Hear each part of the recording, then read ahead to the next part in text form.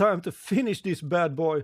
At first I thought we could do the rest of the work in one video, but I think it will be too long, so I decided to split it up in 2 videos. So in this first one, we're going to create the navigation and the movie info component. And in the next one, we'll create the movie info bar and the grid, and we also put everything together in the movie component. So let's get started. We start with the navigation, and that's the one we have up here that's showing us the actual movie and our link to the homepage. As usual, we'll give our wrapper div a class name, and we call it RMDB navigation, like so. Then we create a new div with a class name of RMDB navigation content. And inside we want to create a link so we can go back to the home page. We create the link with a link tag, and we set the to just a / because we want to go to the root. And then we just have a paragraph and we write home. And after this link, we create a new paragraph with just a / and that's the one you can see here. We're dividing these two with this /. Then we create a new paragraph and we grab our movie title from props.movie, like so. And this is all we have to do in the navigation component. So we'll open up our movieinfo.js file, our movie info component, and we'll continue with that one now. And what do we have to do in this one? Well, there's going to be a lot of JSX and div tags in this one, and we're also going to grab some props to show here, because we're showing a lot. We show a thumbnail, we show a title, a plot, we have like a meter here that's showing the IMDb rating.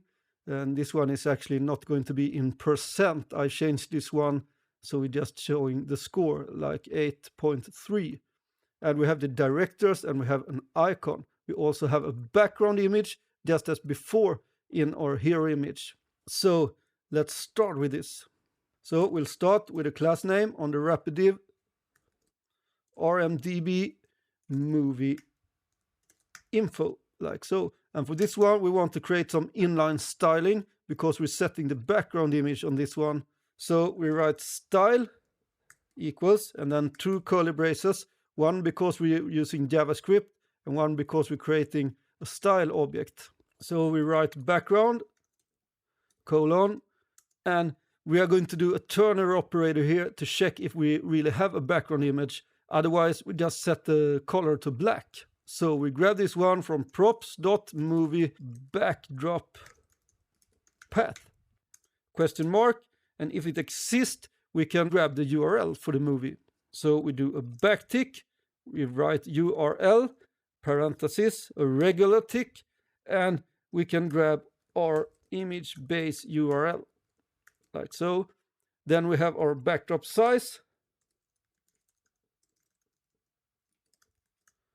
Then we do a / and we grab our image URL from props.movie.backdrop path. We do a curly brace and a regular tick and a parenthesis and a backtick.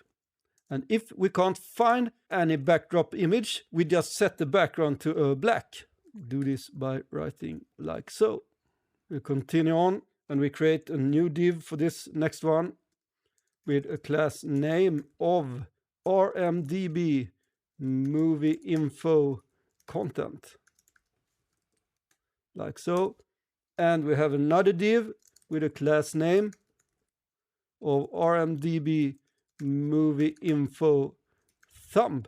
This is our thumbnail image we're going to show here. We already imported our movie thumb and we can use that component here. So we write movie thumb and we're going to give it some props. First we have an image and we do a Turner operator again to check if we really have an image. Otherwise we'll fall back to our fallback image. Props movie.poster path. we do a backtick and we grab, as usual, our image base URL. And we grab our poster size. We do a / and we grab the image URL from props.movie.posterpath. Backtick and we do a colon. And if we can't find a poster for this movie, we just return our fallback. And we find that in images, no image.jpg. So there it is. We also want to set this one to clickable false because we won't be able to click on this one. We give it a prop with clickable and false. And note that I have to use the curly braces because the false is in JavaScript, so we use curly braces around it when we send in this prop. And then we can close our movie thumb. Next, we create a new div with a class name of RMDB movie info text. Then we do an h1 tag and we grab our movie title by props.movie.title like so. Then we create an h3 tag and we write plot inside of it. We create a paragraph and we grab the text from props.movie.overview. And these are, of course, predefined properties in the API object we receive. We create a new h3 tag and write IMDb rating like so. Then we create a new div with a class name of RMDB rating. And inside of this div, we use the meter tag. The meter tag is a predefined tag in HTML we can use to create meters like this. So we write meter, and this meter have different attributes we have to set for it to work. So first we set the min value to 0. We set the max value to 100. We set the optimum value to 100. We set the low value to 40. We set the high value to 70. And we set our value. And this one we're grabbing from props. Whoops. It should be like this. So we grab it from props.movie.voteAverage. We also have to multiply it by 10 to get it to match our other values we've set in the meter. Close this. And we also can close it with a closing tag for the meter. And then, maybe I should explain these values for you first. The min value, of course, is the least value on the meter, and max is the maximum. The optimum is the value we want it to be, the optimum value on the scale, and this one is, of course, 100 out of 100. A low value, below this value, our meter will turn red. And between 40 and 70, our meter will turn orange. And over 70, our meter will be green. And I've predefined this in the CSS file for you, so you don't have to do anything about it. So we create a paragraph with a class name of RMDB score. We grab our score from props, props.movie.voteAverage, like so. And we close our paragraph.